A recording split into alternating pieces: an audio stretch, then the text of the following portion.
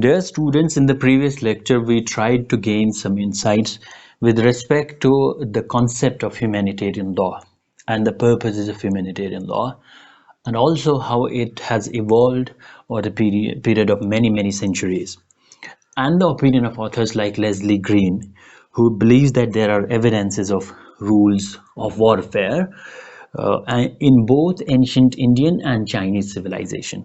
But there are also some authors who contradict these claims. For example, Surya Subedi believes that Hinduism does not consider any concept of, or does not include or believe in any concept of just war, and it believes in the concept of peaceful coexistence, जिसे हम पंचशील भी कहते हैं. But to harmonize those two extremities, हमने ये जाना that there are evidences of wars in which states positively involved in wars, and certain regulations were observed or contoured by the ruler or any other person to minimize and mitigate the effects of war, or in a certain or subtle way to limit the extents or catastrophes caused by the war. And in addition to that, civilizations like, for example, China में history है that the art of war जो 5th century BC की एक military treatise है, it is regarded as the oldest military treatise by Sun Tzu, जिसे Sun Tzu भी कहते हैं. It's pronounced as Sun Tzu in Chinese, Sun Zi rather. Yes, Sun Zi. So, and it was a treatise of 13 chapters which, in a way, laid down some elements of humanitarian law.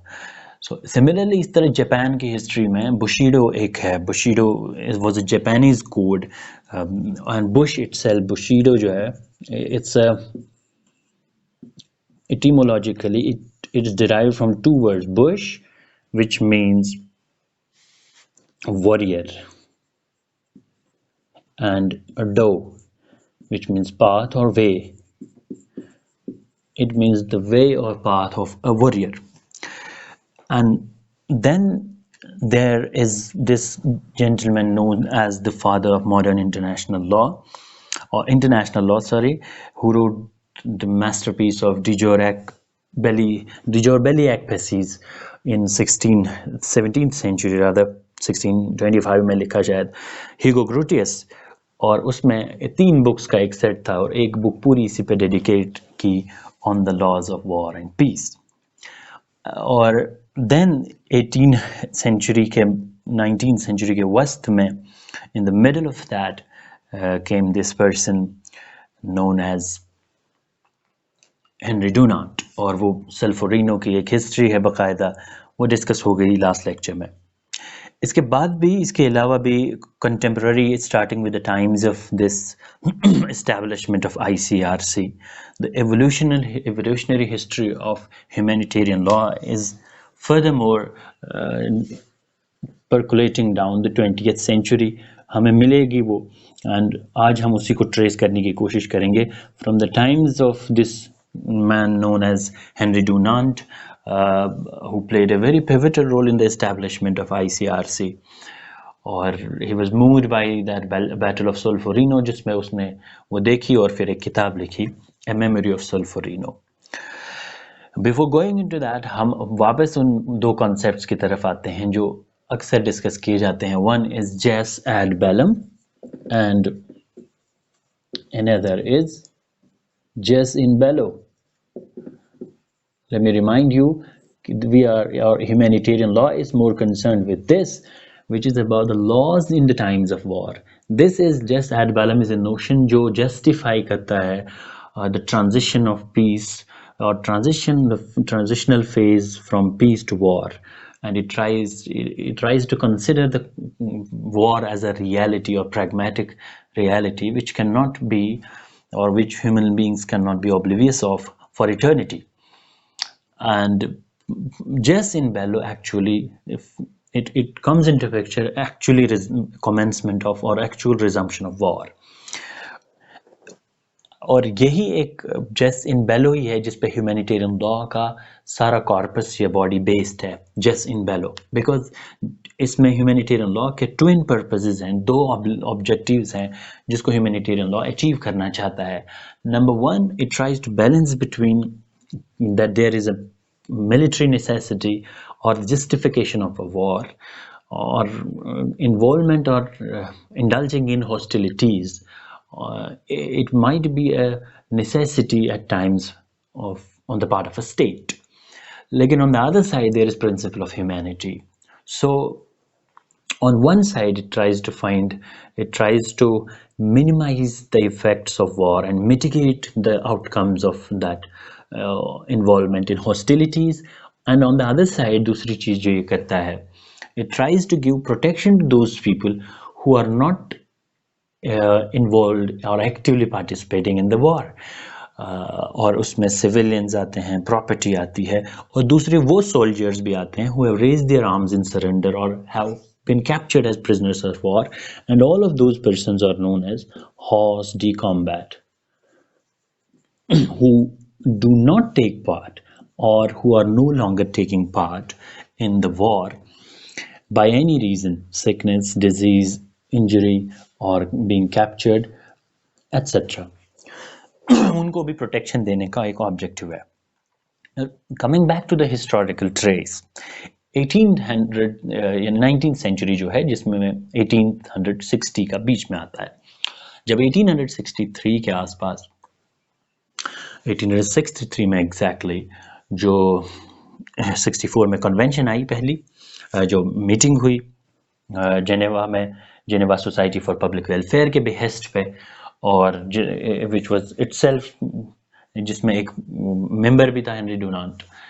तो member states को बुलाया गया और ये agree किया गया कि एक इंटरनेशनली मिनिमम स्टैंडर्ड्स होने चाहिए और न्यूट्रल मेडिकल स्टाफ होना चाहिए, और एक डिस्टिंक्ट एम्बलम और आइडेंटिफिकेशन मार्क उनका होना चाहिए, एंड ऑल दैट. उसी वक्त अमेरिका में, चूंकि जो पहला टॉपिक है वो हम समझेंगे, अमेरिका में उसी वक्त सिविल वॉर का टाइम था, लीबर कोड और लाइबर कोड जिसे हम कहते हैं, और ये भी it is almost contemporaneous to the times of this Henry Dunant. America में सिविल वॉर बहुत पीक पे था, and then there was a person named as Francis Lieber, और उसी के नाम पे ये इसका नाम है, Francis Lieber. He was a German born teacher और professor, German American, Germany Berlin में शायद पैदा हुए, and then he move to America, और अमेरिका में कोलंबिया, न्यूयॉर्क के आसपास ये रहे, and he was very popular in the area. और ये एक यूनिवर्सिटी में प्रोफेसर थे, जिस यूनिवर्सिटी को अभी, which is presently known as University of South Carolina.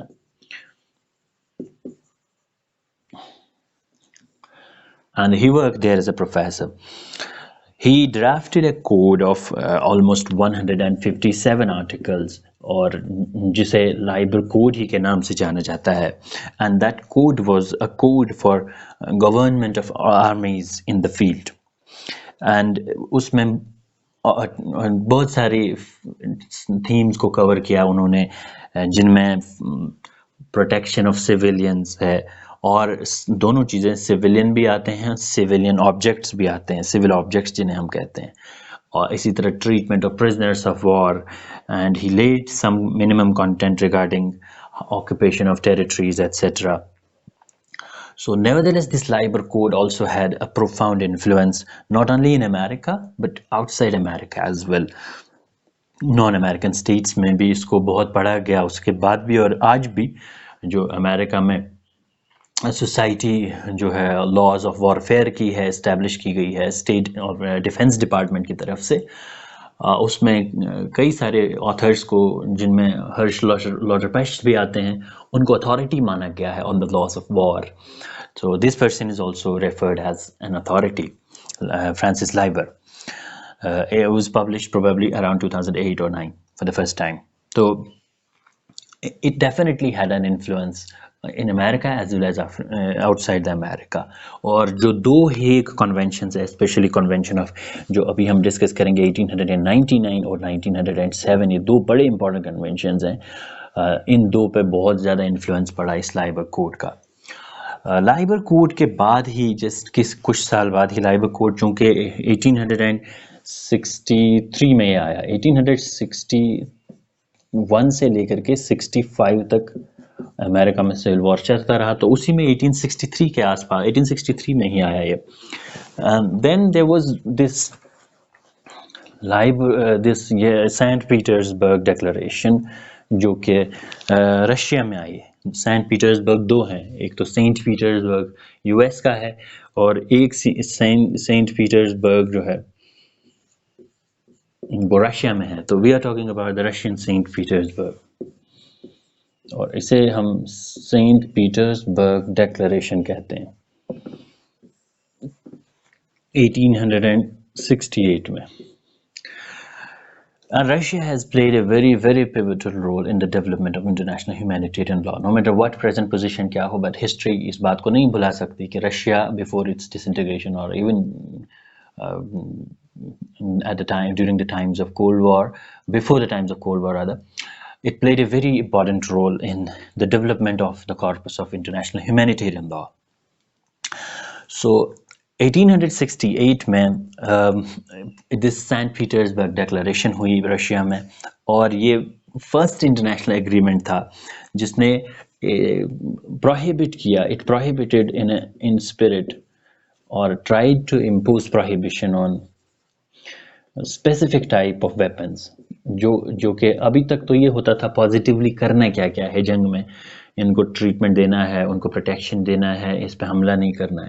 But for the first time a specific mode were being discussed कि ये करना है कि स्पेसिफिक वेपन्स। एक्चुअली हुआ ये था हिस्टोरिकली दैट नए नए वेपन्स आने लगे थे जंग में, and there was a new kind of bullet was introduced which was different from the traditional bullet. उस बुलेट का ये था कि इंसानी जिस्म में जाके वो फट जाती थी, फैल जाती थी। सो it was deemed कि ये this is against the principle of humanity। अगर if legitimate target जो है या legitimate object है, it should be endeavored to be accomplished with minimum loss or with the principle of humanity. So there was the concept for the first time, the concept of balancing between जो दो concept हैं जिसे हम कहते हैं military necessity। There is a concept of military necessity, हम principles के time पढ़ेंगे, but this has to be balanced against the principle of humanity. Though wars are sometimes fought to be necessarily and military objects are to be attained and weapons are to be used, but the principle of humanity says कि इंसानों की जान ज़्यादा अहम है। अगर legitimate targets military objects attain हो रहे हैं, property को, collateral damages को और civilians को और even combatants को involved बहुत ज़्यादा disproportionate damage किए बगैर, it should be resolved or resorted to. So for the first time it was agreed or it was discussed by members that there should be avoidance of unnecessary sufferings etc. इसके बाद जो दो important documents हैं वो भी उसमें Russia का बहुत कंट्रीब्यूशन है। एक तो ब्रुसेल्स डिक्लेरेशन है, मैंने आपसे कहा है दिस आर ऑलमोस्ट, इनको एक साथ ही डिस्कस करेंगे हम। एक है Brussels declaration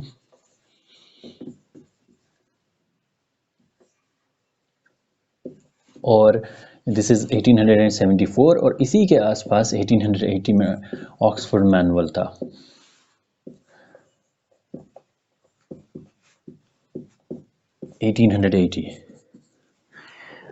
first second third, इसको जो भी नंबर होगा third I think. Brussels declaration में क्या हुआ, there was the ruler of Russia उस टाइम में, जार जिसे कहते हैं, जार अलेक्जेंडर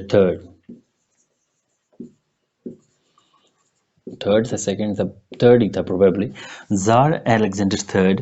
उसने यूरोपियन स्टेट्स तकरीबन 14-15 को जमा किया और एक डिक्लेरेशन बनवाई कंसिस्टिंग ऑफ 56 आर्टिकल्स, और उसमें दो इसमें डिसअपॉइंट हो गया, most of the nations decline to ratify it, rather Great Britain, क्योंकि ये वो टाइम आ गया था जब कॉलोनियलिज्म के खिलाफ आवाज़ बहुत बुलंद हो गई थी across the globe. So great Britain ने अपोज किया because they were the champion of colonialism at that time and they have been historically.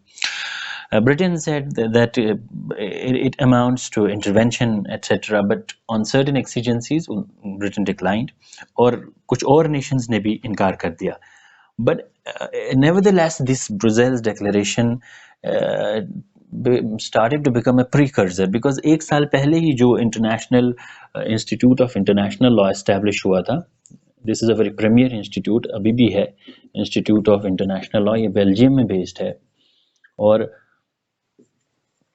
ये 1873 में जस्ट एक साल पहले एस्टैब्लिश हो गया था. इसको 1904 में नोबेल प्राइज भी मिला है पीस का, इंस्टीट्यूट को. ये एस्टैब्लिश हो गया था. So it undertook the study upon this Brussels declaration, और इसकी स्टडी की गई अंडर प्रोबेबली गुस्तावे मोइनीर नाम था उनका, गुस्तावे जो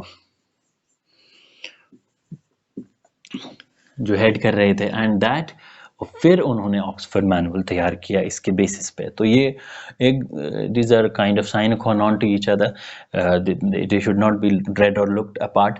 ये Brussels declaration become a precursor of Oxford manual. तो ऑक्सफोर्ड मैनुअल जो तैयार हो गया, इन्हीं 56 आर्टिकल्स को इन ए मोर प्रोग्मेटिक और एकोमोडेटिव फॉर्म लाया गया. एंड इसके बाद जो दो कन्वेंशंस हैं जिन्हें हेग कन्वेंशन के नाम से जानते हैं, ये एक वैनिशिंग पॉइंट ऑफ कहना चाहिए मीडियोक्रिटी है, या vanishing point of reluctance of Nations है, जहां ख़त्म हो गया रिलक्टेंस मेंबर स्टेट्स का अक्रॉस द ग्लोब, जब पॉजिटिवली डिस्कस होना शुरू हो गया. And this was a spark, or this was the real ignition point of Geneva Conventions.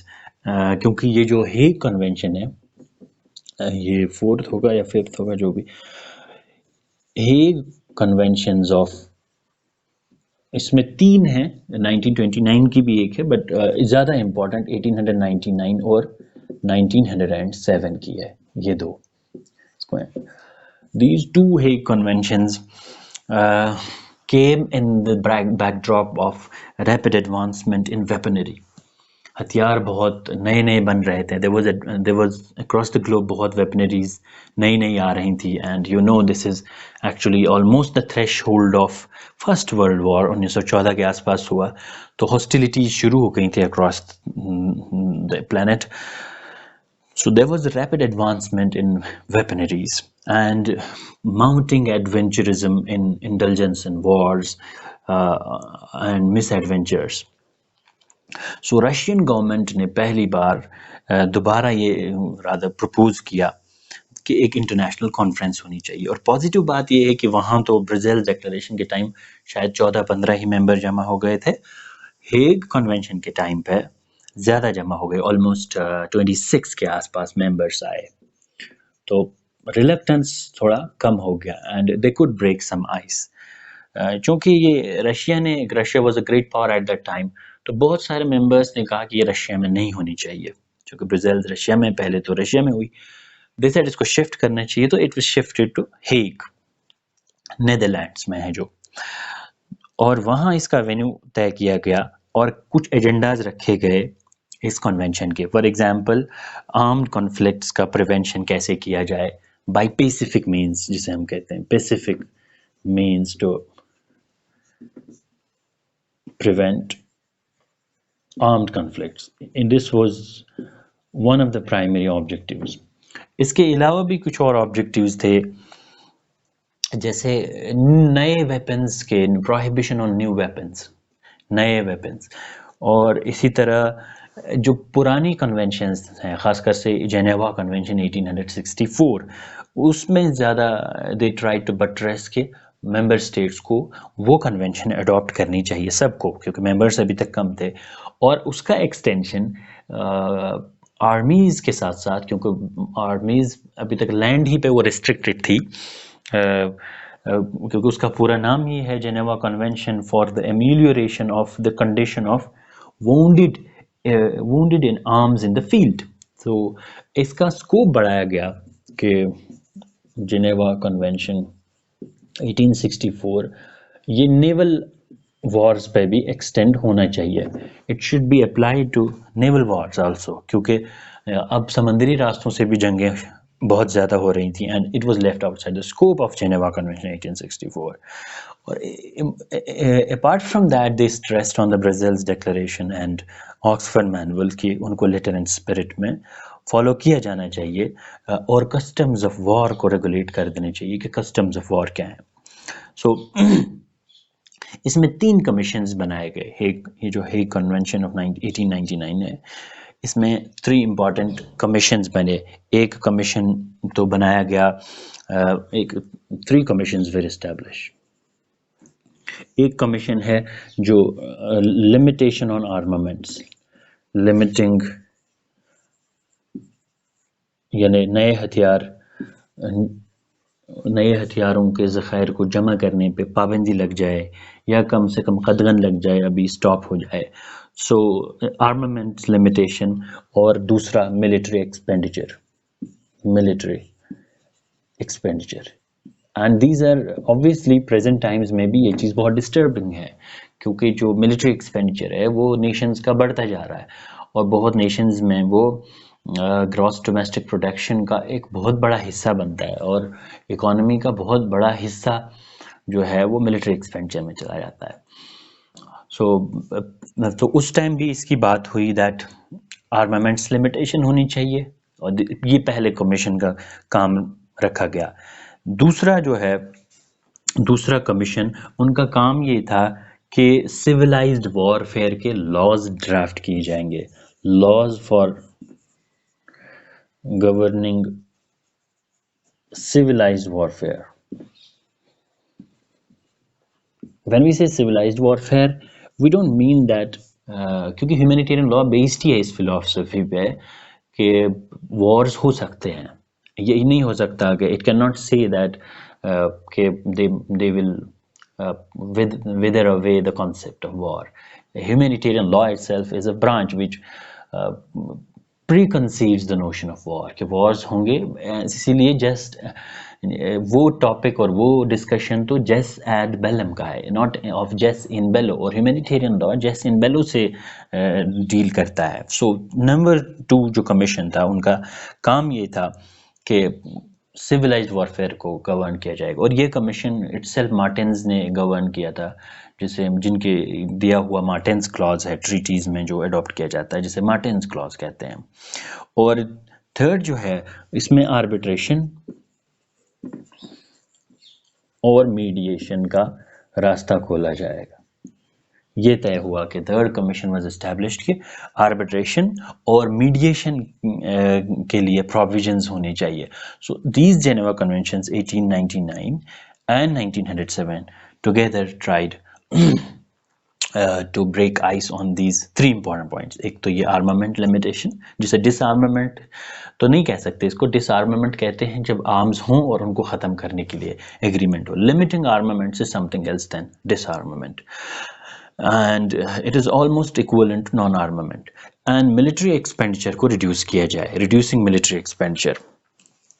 और दूसरा ये जो मार्टिन्स की कमेटी थी, वो laws for governing civilized wars or warfare, and third was for arbitration and conciliation. ये disarmament वाला जो है ये, और जिसे हम कहेंगे limiting the armaments rather, it was unsuccessful. इस पे तो they could not break ice because already बहुत member states थे जो आज भी हकीकत है कि उनके पास आर्मामेंट है और बहुत एडवांस वेपनरीज हैं. तो जो दूसरे रेस में होते हैं वो ये सोचते हैं कि फिर हम क्यों रुकें, इन्होंने तो जमा कर लिया. बिकॉज जिनके पास ऑलरेडी हैं वो डिसआर्मामेंट के लिए तैयार नहीं है, और जिनके पास नहीं है वो कहते हैं कि अब हम भूख सह लेंगे और उधार ले लेंगे, लेकिन स्टॉक पाइलिंग ऑफ वेपन्स ज़रूर करेंगे. तो बट अदर चीज़ों पे एग्रीमेंट हो गया, जैसे Pacific settlement of international disputes है, इस पे एग्रीमेंट हो गया. इसी तरह प्रोजेक्टाइल्स के ज़रिए से या बलून्स के ज़रिए से एक्सप्लोजिव्स को डाल दिए जाने का एक नया प्रैक्टिस हो गया था. इस पे डिस्कशन शुरू हो गई that it must be prohibited. Launching of projectiles, यानी जो जिनमें रॉकेट्स टाइप एडवांस रॉकेट्स अब हैं, अब तो बहुत आगे बढ़ गया है, और बल्कि बैलिस्टिक मिसाइल्स एट्सेट्रा वो उसका एडवांसमेंट है. तो प्रोजेक्टाइल्स के ज़रिए से जब टारगेट को एट अ डिस्टेंस अटैक किया जाता है, यूजिंग वेपनरी। इसी तरह कुछ गैसेस को इस्तेमाल होने लगा था जिन्हें हम एस्फीजिएटिंग और डिलीटेरियस गैसेस कहते हैं, एस्फीजिएटिंग एंड डिलीटेरियस गैसेस, नॉक्शियस गैसेस जिन्हें कहते हैं। ऐसे गैसेस का इस्तेमाल भी समझा गया कि ये it's against the practice of civilised wars. और इसी तरह फल्मिनेटिंग सब्सटेंसेस जो होते हैं, जो अचानक से फट जाते हैं, जिनमें माइंस भी फिर बाद में, तो माइंस एडवांस तक हो गई और बाद में माइंस की लेकर के कन्वेंशंस भी हैं लेट 21st सेंचुरी में भी, और लेट 20th सेंचुरी में भी और अर्ली 21st सेंचुरी में भी। बट माइंस को लेकर के भी डिस्कशन वहाँ हुआ था। तो इन शॉर्ट ये कि जो ये 1899 और 1907 की जो ये कन्वेंशन है ना, इन्होंने जो अपना स्पिरिट है और लाइफ है, these conventions in a way borrowed their life and spirit from this Brazil Declaration और Oxford Manual। हम इसका क्रेडिट उन दोनों को ही जाना चाहिए। और ये तो 1907 वाली, चूँकि जो जापान और एक तरफ से रशिया था, उनकी जंग हुई, रशिया इसके बाद जंग में इन्वॉल्व हो गया, तो उसके बाद दोबारा 1907 वाली, क्योंकि 1905 तक वो जंग शायद चली, 1905 तक वो जंग चली, और 1907 में दोबारा एक कन्वेंशन हुई जिसमें मेंबर्स पिछले से ज़्यादा फिर बढ़ गए। पिछली बार 26 थे, उससे पहले 15 थे यूरोपियन नेशंस ब्रुसेल्स में, अब यहाँ 26 हो गए, तो उस बार फिर 44 आ गए, 44। एंड देन 1929 में फिर से, और उसमें I don't remember what number was there, around 52 के आसपास थे। और finally the times of 4 Geneva conventions. और जो 4 जेनेवा कन्वेंशंस हैं, मैंने पिछली बार ही आपको बताया था, now we are in the 20th century, 4 Geneva conventions. अब 4 जेनेवा कन्वेंशंस कब हो रही हैं दुनिया में, कब आ रही हैं? जब वर्ल्ड वॉर फर्स्ट हो चुकी है, वर्ल्ड वॉर सेकेंड हो चुकी है, और 2 जंगों ने इंसानियत को तहबाला कर दिया।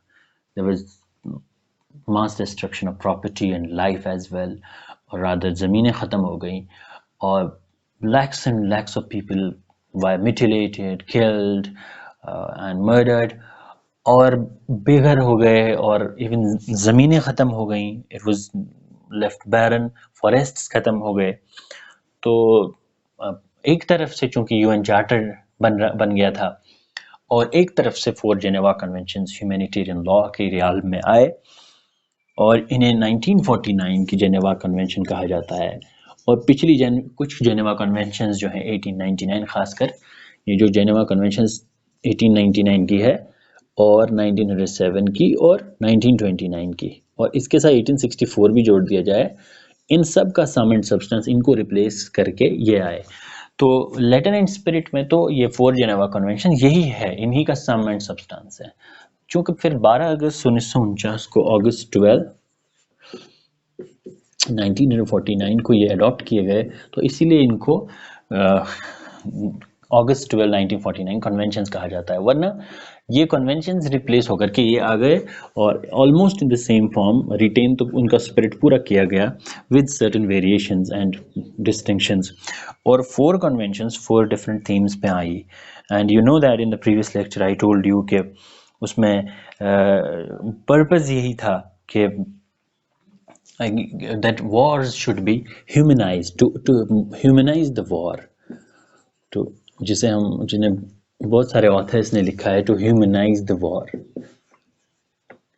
to make wars based on the principle of humanity। तो ये 4 जेनेवा कन्वेंशंस आई, और जिनमें से एक जो पहली जेनेवा कन्वेंशन है, it relates to armed forces, wounded and sick in armed forces, and the second one relates to wounded, sick and shipwrecked members of armed forces at sea, और चूंकि वो नेवल वॉर्स को consider करता है। And third one relates to the treatment of prisoners of war, treatment जो persons hors de combat का protection है।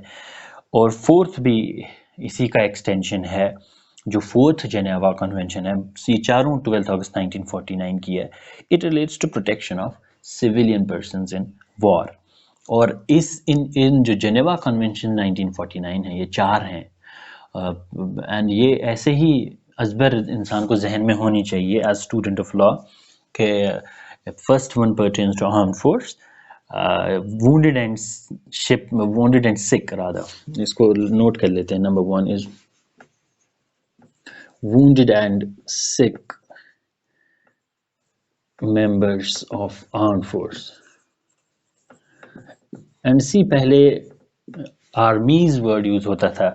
For the first time word armed force was used because armed force में armies में चूंकि armies would represent a side or a state, but armed force would also brought within its sweep any resistance force, चाहे कोई सा भी हो। So armed force पहली बार इनके टाइटल में इस्तेमाल किया गया to increase the ambit and scope of these conventions। और दूसरी जो कन्वेंशन है इनमें जेनेवा कन्वेंशंस में, it relates to wounded,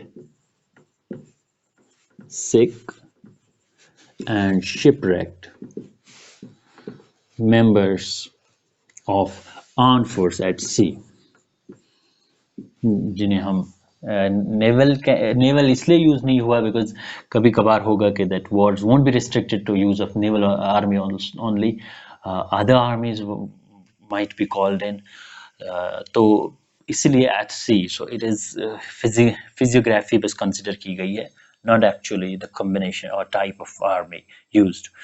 And third is related to the Geneva Convention relating to treatment of prisoners of war, जिन्हें POWs भी हम कहते हैं, treatment of POWs। और फोर्थ जेनेवा कन्वेंशन जो सबसे इम्पॉर्टेंट है in terms of principle of humanity, वो है relating to the protection of civilians, protection of civilians, कब? in times of war, in times of war। और ये बहुत ज़्यादा डिटेल्ड कन्वेंशन है दिस फर्स्ट जेनेवा कन्वेंशन। इनके अलग अलग चैप्टर्स हैं, उनको तो डिस्कस करना it will be a very lengthy subject, और वो है भी नहीं।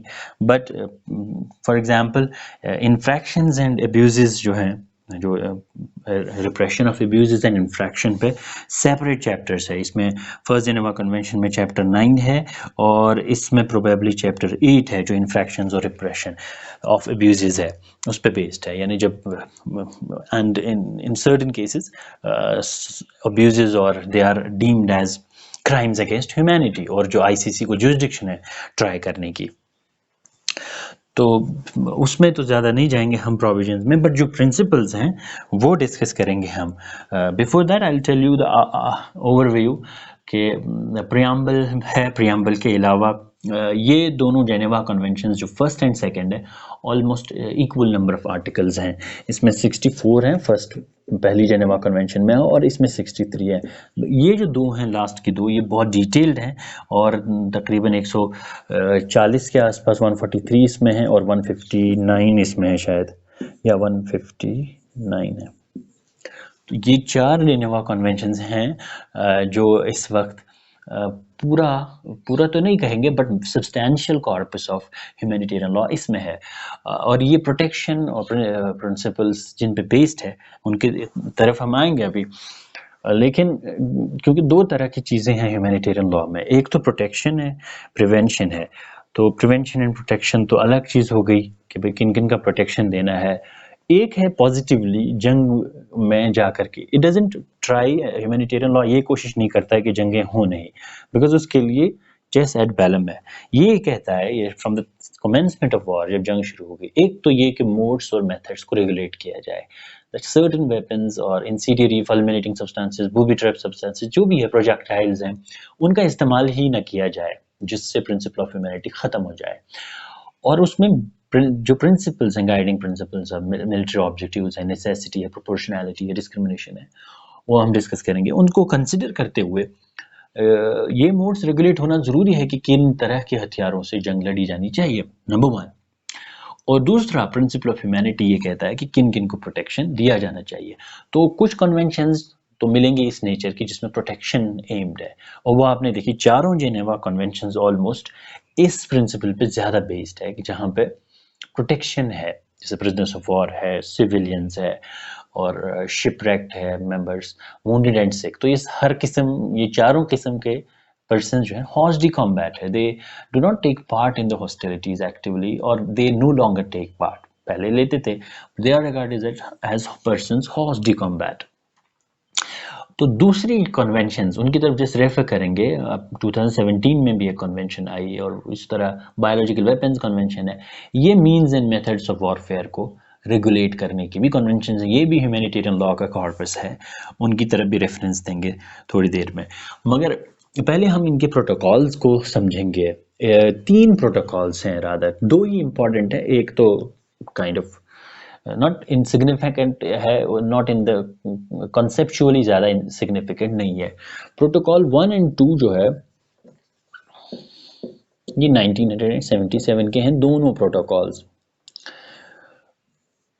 और तीनों जेनेवा कन्वेंशन में जो सबसे कॉमन आर्टिकल 2 तो है ही, वो भी कॉमन आर्टिकल है, बट कॉमन आर्टिकल 3 है जिसे हम कहेंगे वो kind of non international armed conflict को एप्लीकेबल है। पहले चूंकि चारों जेनेवा कन्वेंशंस में जो आर्टिकल है, कॉमन आर्टिकल तो एक तो दो तरह के होते हैं, एक स्पिरिट में कॉमन, यानी कि इसी तरह की बात कर रहे हैं, वो नंबर्स इधर उधर हो सकते हैं, और एक है कि नंबर भी सेम है, वर्डिंग भी सेम है, और ये इस तरह का है कॉमन आर्टिकल कि हर एक में नंबर 3 है, ये कॉमन आर्टिकल 3 जिसे हम कहते हैं, और वर्डिंग भी सेम है हर कन्वेंशन में, चारों कन्वेंशंस में। और ये चारों कन्वेंशंस चूंकि इंटरनेशनल आर्म्ड कॉन्फ्लिक्ट पे एप्लीकेबल थे और हैं, तो common article 3 in a way spirit में थोड़ा सा इसको एक्सटेंड करता था to non international armed conflicts, जो प्रिंसिपल ऑफ ह्यूमैनिटी पे बेस्ड है। लेकिन जो प्रोटोकॉल्स हैं, प्रोटोकॉल फर्स्ट खासकर से, तो चूंकि उस टाइम कॉलोनियल 1977 का है प्रोटोकॉल 1, पहले प्रोटोकॉल की बात करेंगे, ये वो ज़माना था 1977, आप समझ ही सकते हैं, कॉलोनियलिज्म के खिलाफ पूरी दुनिया में देयर वाज हुलाबलू आया, पूरी दुनिया में रिजेंटमेंट था, and member states Nations rather were enduring and striving to come out of the colonial rules. तो इंटरनेशनल लॉ में इंटरनेशनल ह्यूमैनिटेरियन लॉ में ऐसे आर्म्ड कॉन्फ्लिक्ट्स को, जिसमें नेशनल लिबरेशन के वो आर्म्ड कॉन्फ्लिक्ट्स आते हैं, और गुरेला वॉर्स जिन्हें कहते हैं, उनको नेशनल लिबरेशन के वॉर्स कहा गया, और गुरेला वॉर्स उनको एक्सटेंड किया गया, they were treated as international armed conflicts, because इसमें प्रॉब्लम ये था, अगर यहाँ प्रोटेक्शन नहीं मिलता तो it was these liberation movements और नेशनल लिबरेशन और guerrilla wars actually did not strictly qualify to be wars. So they were, although जो जेनेवा कन्वेंशन थे उनकी तरफ रेफर करते थे, बट जो रिक्वायरमेंट्स थी वो ज़्यादा थी।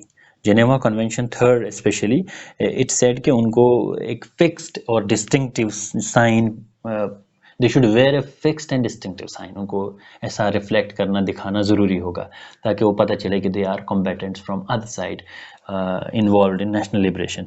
और दूसरा, दिस साइन शुड बी, और देयर यूनिफॉर्म जो भी होगी, it should be visible from a distance, and they must carry their arms openly, so that ये पता चले कि ये एक it's quite different from insurgency, because insurgency is something different from wars of national liberation or guerrilla wars जो late 20th century में आए। So protocol 1 ने ये ज़्यादा limitations हटा दी, and it said only कि उनको they should carry their arms openly, और and it considered कि that humanitarian law या Geneva Conventions का scope it should be extended and applied to these wars। और protocol 2 जो है, चूँकि दिस इज़ जो जिसने फर्दर स्कोप बढ़ा दिया कॉमन आर्टिकल 3 का, एंड दिस बिकॉज ये डील करता है नॉन इंटरनेशनल आर्म्ड कॉन्फ्लिक्ट से, और इससे पहले सिर्फ there was only article 3 which was applicable to non international armed conflicts NIAC। तो कॉमन आर्टिकल 3 जो था इससे पहले सिर्फ वो था, but there was now a separate protocol, और इसमें बहुत पहले रिजेंटमेंट भी आया नेशंस का और मेंबर्स का, that it might affect the principle of sovereignty and amounting और resulting into external intervention, or it might positively in a way restrain the states or governments or जो भी होंगे from maintaining law and order within the borders and unnecessary outside intervention होगा, so which is in a way so breach of principle of sovereignty, but finally इस पे agreement हो गया, and ये second protocol was in force, और common article 3 को ये supplement complement करता है rather, it does not substitute it, it is an addition to common article 3, और it tries to complement that.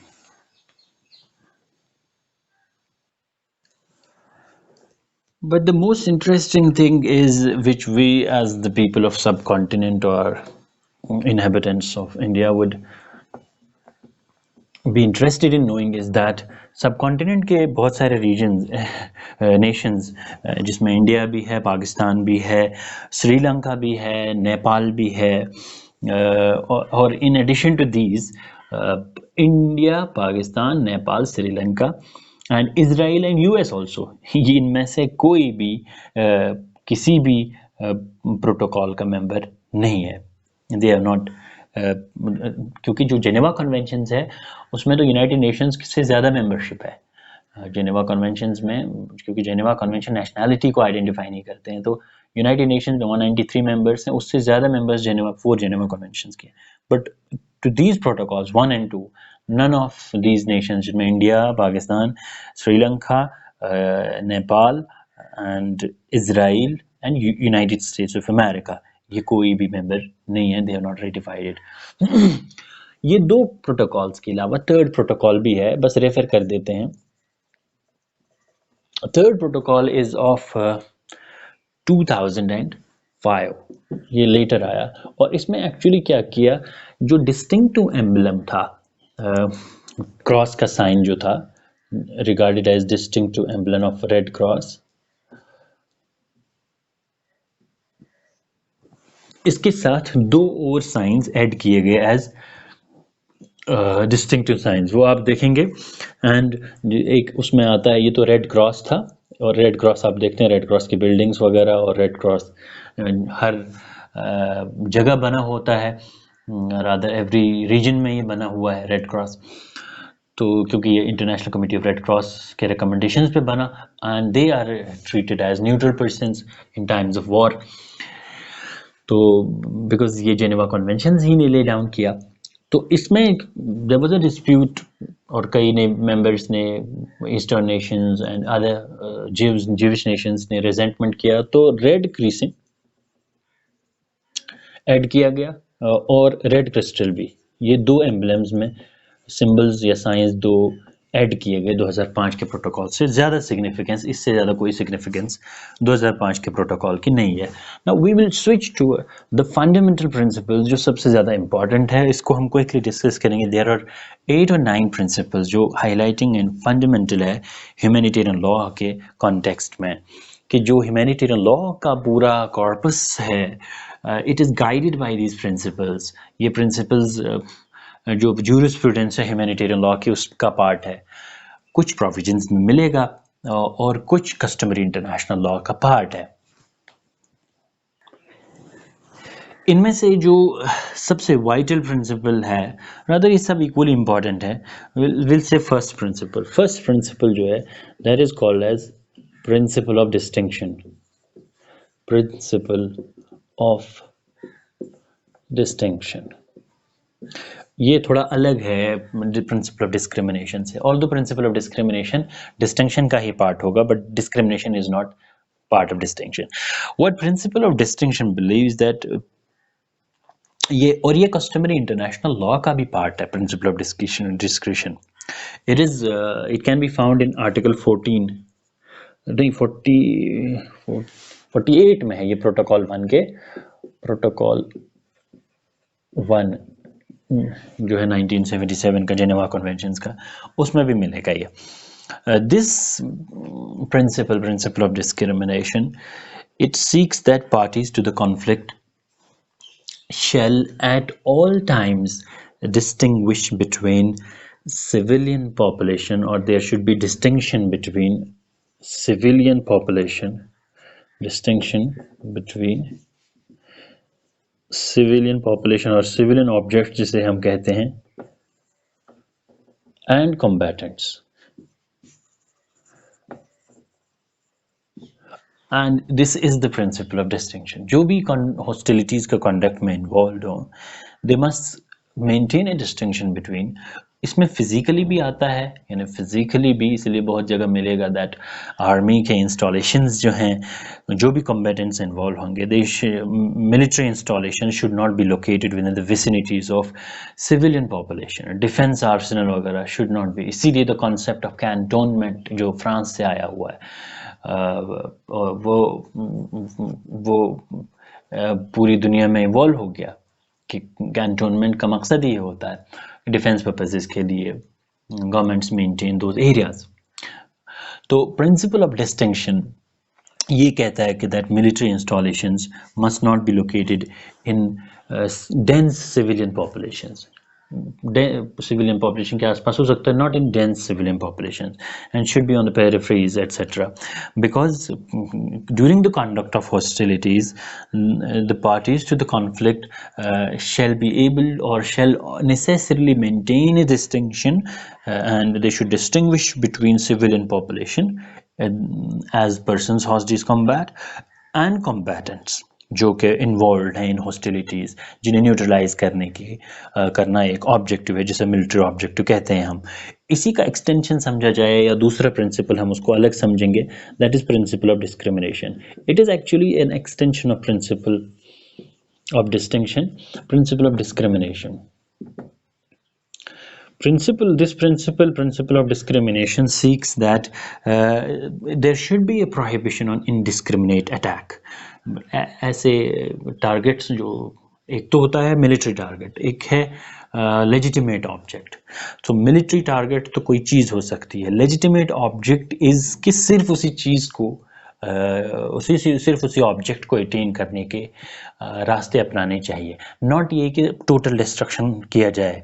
So there should be a prohibition on indiscriminate attacks, and you can see this principle in article 51 of first protocol. 51.4 में है, rather 51.4 में this principle, this is a corollary of principle of distinction. तकरीबन इसी के आसपास है ये, समझे इसी का पार्ट है डिस्टिंक्शन के प्रिंसिपल का। और इसमें मिलिट्री टारगेट्स जो है they should be specified, because principle of discrimination cannot be realized in wars unless military targets are not being specified. So इसी में एक और प्रिंसिपल आता है फिर निकल के, प्रिंसिपल ऑफ मिलिट्री नेसेसिटी। ये एक प्रिंसिपल है जो कम्बैटेंट्स या जो हॉस्टिलिटीज़ में इन्वॉल्व है उनके इंटरेस्ट को रख के बनाया गया है या डेवलप हुआ है। This principle requires that parties to the conflict should only adopt the measures which are in a way necessary to weaken the enemy and achieve their surrender. यानी ऐसे रास्ते सिर्फ अपनाने चाहिए जिससे एनिमी वीक हो जाए और सरेंडर करने पे मजबूर हो जाए, because it is not necessary to bring about a total destruction of the army और एनिमी और इवन देयर प्रॉपर्टीज़। सो ये लाइबर कोड जो पहला आया था ये उसका भी पार्ट है, उसमें लिबेरियन कोड में ये फर्स्ट टाइम आया, आर्टिकल 14 में प्रोबेबली था ये मिलिट्री नेसेसिटी भी एक ह्यूमैनिटेरियन लॉ का इम्पॉर्टेंट प्रिंसिपल है। और इसमें एट लेंथ एक केस है यूएस वर्सेस लिस्ट में, ये डिस्कस हुआ था प्रिंसिपल ऑफ मिलिट्री नेसेसिटी, क्योंकि पार्टीज़ को चूँकि मिलिट्री ऑब्जेक्टिव्स अटेन करना वाइटल है, they cannot accomplish, but they should be accomplished, or these military objectives, while keeping a due regard of principle of military necessity. And military necessity क्या है, that ये ज़रूरी नहीं है that the parties to the conflict or hostilities involved in hostilities should aim to bring about the total destruction of the army or enemies जो भी मुखालिफ होंगे, रादर उनको वीकन करना एक ऑब्जेक्टिव है, और यही मिलिट्री नेसेसिटी है कि वो घुटने टेक दें और हथियार छोड़ दें और सरेंडर करें, यानी जंग से बाज आ जाएं। ये मिलिट्री नेसेसिटी का एक प्रिंसिपल है जो ह्यूमैनिटेरियन लॉ चाहता है अटेन किया जाना चाहिए। और एक और बड़ा इंपॉर्टेंट प्रिंसिपल है, कितने 3 हो गए थे, let's keep it 4th, principal of proportionality. As the word itself signifies, proportionality का मकसद ये है कि उतना ही नुकसान, उतना ही लॉस किया जाना चाहिए मिलिट्री एडवेंचर के दौरान जो मिलिट्री ऑब्जेक्ट को अटेन करने के लिए ज़रूरी है। इसको निगेटिवली समझना ज़्यादा बेहतर है, and this you can find this in article 51 of the Geneva Convention, this protocol first. So इसको इस तरह नेगेटिवली समझा जाना चाहिए प्रिंसिपल ऑफ प्रोपोर्शनैलिटी, चूँकि ये कहता है, इसको पहले मैं पॉजिटिव असर्शन बताता हूँ, वो ये कि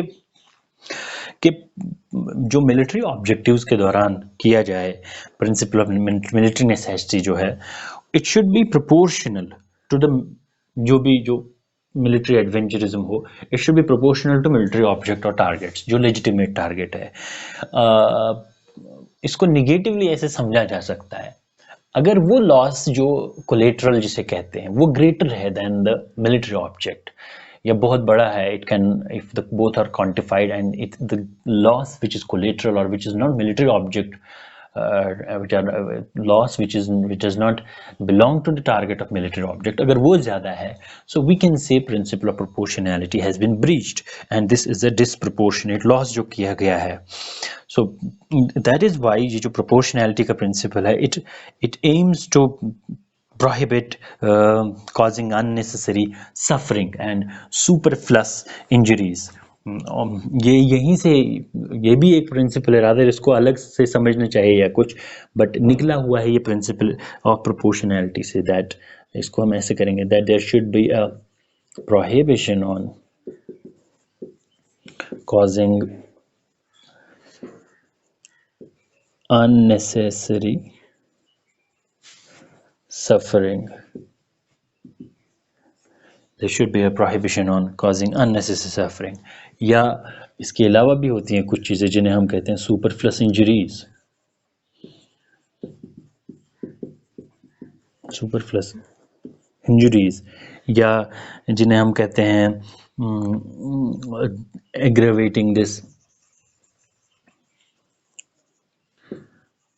suffering, यानी कि अगर एक न्यूट्रलाइज हो गया एक combatant involve in the war, अब उसको अगर if that is rendered person hors de combat, he is not in a position और he has raised his arms, अब उसको टॉर्चर नहीं करना चाहिए। This is the principle of humanitarian law, that he should not be subject to the torture, और if he has been rendered neutralised and he is no longer involve in the hostility, उसको उसकी sufferings को aggravate नहीं करना चाहिए if he is injured etcetera, a member of armed force of any, क्योंकि ये international armed conflicts की बात हो रही है।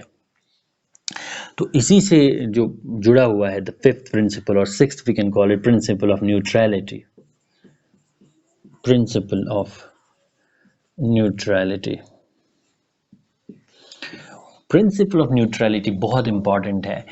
ये न्यूट्रलिटी का प्रिंसिपल है कि अगर दो हॉस्टिलिटीज़ में इन्वॉल्व दो पार्टीज़ हैं, जो अदर पार्टीज़ हैं, टेरिटरीज़ हैं, जो भी है सिनेरियो में, एंड इन पर्टिकुलर वो जो सराउंड करते हैं उस हॉस्टिलिटी को, फॉर एग्जाम्पल ए और बी में वॉर हो गया और यहाँ सी रहता है इसके पास और इसके पास डी और ई रहता है, एज अ नेशन और as and they are not actually involve in this, so before or at the commencement of the war they must declare that they are neutral, जिसे हम कहते हैं principle of inviolability या they are inviolable. तो principal of neutrality से इनको ये फायदा होता है, whenever they take the refuge of principle of neutrality or they are declared as inviolable, उस टेरिटरी में अटैक नहीं किया जा सकता, and they are treated as not a party to the war, so उनको they are treated different from these belligerent party जिन्हें हम belligerent भी कहते हैं, belligerent जो जंग में इन्वॉल्व हैं, दो या दो से ज्यादा भी parties, they are belligerent parties. तो belligerent parties are bound to respect the principle of neutrality, or if any member state or any nation has exercised inviolability, belligerent nations उनको अटैक नहीं कर सकते, उनको हार्म नहीं पहुंचा सकते. सो ये वॉर में पहले ही होना चाहिए, सो दैट वहाँ की सिविलियन पॉपुलेशन भी बचे. And apart from that the most important principal और लास्ट प्रिंसिपल जिसे हम कहेंगे, that is principal of humanity, जो which is at the core and heart of international humanitarian law, because it seeks by its twin objectives to mitigate the effect of war and also to protect persons caused in combat. So this is actually sixth है, क्या है ये, principle of humanity.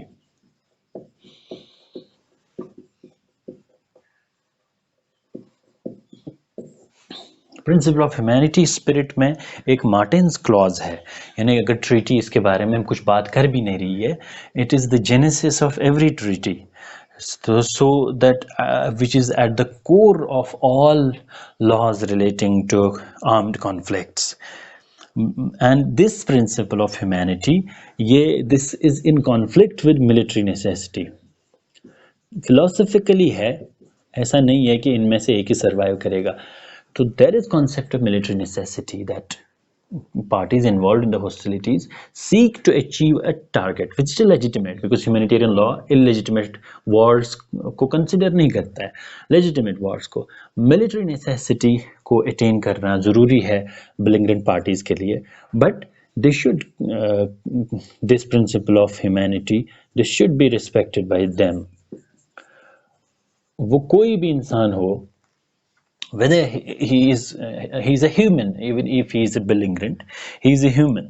So this serves as the central principle of constraint and restraint in international humanitarian law, जिसमें ये है कि despite or in cases which are not covered by, ये preamble में भी आप पाएंगे, there is this, इसका mention preamble में भी है to protocol, जो प्रोटोकॉल से फर्स्ट है ना, फर्स्ट में ये रादर है, फर्स्ट में भी है और सेकंड में भी है प्रियम्बल में, और जिसे हम मार्टिन्स क्लॉज भी कह सकते हैं. दिस इज नॉट स्पिरिट में मार्टिन्स क्लॉज है, बिकॉज मार्टिन्स क्लॉज वो क्लॉज होता है कि अगर ट्रीटी उसके बारे में साइलेंट भी है, it should B red into that. इस तरह के क्लॉजेस को मार्टिन्स क्लॉज कहते हैं. So preamble provides that in those cases which are not covered by the laws in force or the corpus of the law, international humanitarian law, but it should be a principle of understanding that human person remains under the protection of principle of humanity. इंसानी जान हमेशा principle of humanity से guide होगी, and this is actually principle of human life or human person always continue to remain under the principle of protection of principle of humanity and dictates of, जिसे कहते हैं conscience, dictates of conscience, rather public conscience है वहाँ पे, public conscience. So this is the central theme of humanity. जंगें लड़नी चाहिए और उनका अगर ज़रूरी हैं, उनके ऑब्जेक्टिव्स हो सकते हैं कुछ, but during the conduct of hostilities, human beings should be जिसमें primacy तो है ही those human beings जो civilian population है, but persons hostile de combat भी हैं, अगर neutralize हो गए हैं, prisoners of war capture होके आए हैं, उनको humanitarian standards मिलने चाहिए और फिर प्रोटेक्शन उनका ह्यूमन राइट्स के अंडर अलग है, but this is sum and substance of those principles जिनमें डिस्क्रिमिनेशन है, डिस्टिंक्शन है, प्रिंसिपल ऑफ नेसेसिटी है, मिलिट्री नेसेसिटी जिसे हम कहेंगे, और प्रिंसिपल ऑफ प्रोपोर्शनैलिटी है, और इसी तरह न्यूट्रलिटी है, इनवायलेबिलिटी जिसे कहते हैं, और central theme that is principal of humanity. इसके अलावा अब ये तो जेनेवा कन्वेंशंस का हमने डिस्कस किया, इसके अलावा बहुत सारी कन्वेंशंस हैं और ट्रीटीज हैं जो limits which are aimed at reducing and minimizing not only the effects of war but regulating the means and methods of warfare. ये भी एक purpose है humanitarian law का, to regulate the means and methods of warfare है. For example, there are conventions of 1980 as old as 1980 जो mines को लेकर के हैं या booby trap substances को लेकर हैं, और fulminating substances जिन्हें हम कहते हैं. इसी तरह conventions relating to remnants of war 2003, remnants of war, क्योंकि वॉर में अब ऐसे ऐसे हथियार इस्तेमाल होते हैं जो उसके बाद भी इंसानी जान के लिए नुकसानदेह होते हैं, तो उनको लेकर के एक कन्वेंशन जो डिजास्टर्स हो सकते हैं. इसी तरह इंसेंडियरी वेपन्स को लेकर के 1980 की एक और कन्वेंशन है. 1980 की जो कन्वेंशंस है इसमें बहुत सारी है, इसमें आती है इंसेंडियरी वेपन्स, इसी तरह बूबी ट्रैप सब्सटेंसेस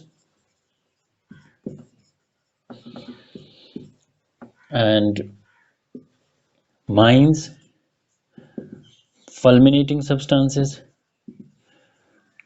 और कुछ होती हैं जो एकदम इंसान के पास या इंसान उनके पास पहुंचे तो धोखे से, क्योंकि now most of the wars or hostilities are conducted by means of deception and it is proportionate catastrophe. So इस discourse को तो समझते पढ़ते वक्त दिल खट्टा ही होता है, it looks more or less belonging to some other planet, but ये है एक कि इंसानी जान को धोखे से मार देना, बहुत अचानक से कोई चीज़ फट गई. These ये booby trap substances, mines and fulminating substances इन्हीं नेचर के होते हैं और उन पे कन्वेंशंस हैं जो उनको रेगुलेट करते हैं. और इसी तरह बुलेट्स जो एक्सपैंड होती हैं जिन्हें हम एक्सपैंडिंग बुलेट्स कहते हैं, जो मैंने कहा था for the first time Saint Petersburg declaration 1868 में डिस्कस हुआ था, क्योंकि नए वेपनरी था, ये नए किस्म की बुलेट आई थी. सो 1899 में उसी पे एक और जो कन्वेंशन हुई जेनेवा की जो 1899 की है, उसमें फिर उनको लेकर के जो convention it still holds good. इसी तरह नॉन डिटेक्टेबल, इसी 1989 में ही है, 1980 में ही है, ये नॉन डिटेक्टेबल सब्सटेंसेस है, डिटेक्टेबल फ्रैगमेंट्स रादर, ये भी 1980 की एक कन्वेंशन है जो नॉन डिटेक्टेबल ऐसी चीज़ों को जिनको छुपा के रख दिया गया हो ताकि दे इन a way limit using this. इसी तरह ब्लाइंडिंग लेज़र वेपन्स जो कि एज लेट एज 1995 में आया, 1995 का convention against blinding laser weapons, ये भी इस्तेमाल, दिस हैज़ बीन प्रोहिबिटेड, ये इस्तेमाल किया जाने लगा था जिससे जो है अब वो लोग अंधे हो जाते थे. इसको यूज़ करना प्रोहिबिट किया गया है. तो कुछ हैं जो बिल्कुल प्रोडक्शन ही उनका जो है ये तो इनका यूसेज प्रोहिबिटेड है, बट कुछ है जिनका इवन प्रोडक्शन ही प्रोहिबिटेड है, जैसे बायोलॉजिकल वेपन्स कन्वेंशन है 1972, तो उसके अंदर जो है even production, stockpiling, distribution, sale etcetera of biological weapons is prohibited. इसी तरह केमिकल वेपन्स हैं 1993 की convention, 1972 biological convention on biology. इसमें सिर्फ रेफरेंस देना है इनका कि that these conventions aim to secure, actually minimize or prohibit the usage of certain types of weapons, जिनमें biological weapons का है 1972 में, इसी तरह chemical weapons का है convention on the prohibition of even production इस इन कन्वेंशन के अंडर इन चीज़ों का प्रोडक्शन भी प्रोहिबिटेड है।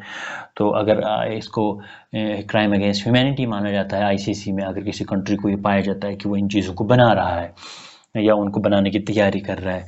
केमिकल वेपन्स के कन्वेंशन है 1993 में, और इसी तरह ओस्लो कन्वेंशन है ओस्लो की,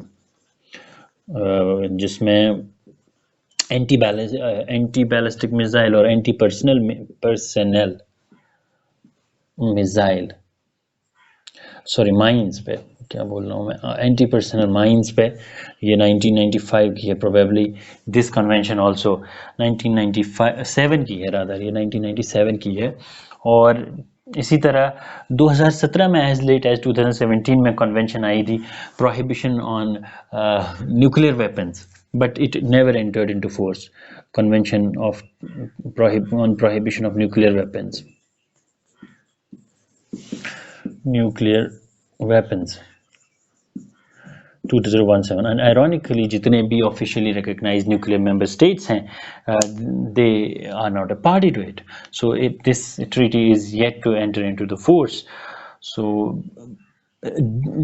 through or by the aid of all these conventions and the customary international law itself also, humanitarian law का corpus इस वक्त दुनिया में है, partially weaker है, partially patchy है, but partially इसका discourse बहुत strong है और mechanism तो patchy है, but still it's there in place, और इसके objectives हम discuss कर चुके हैं.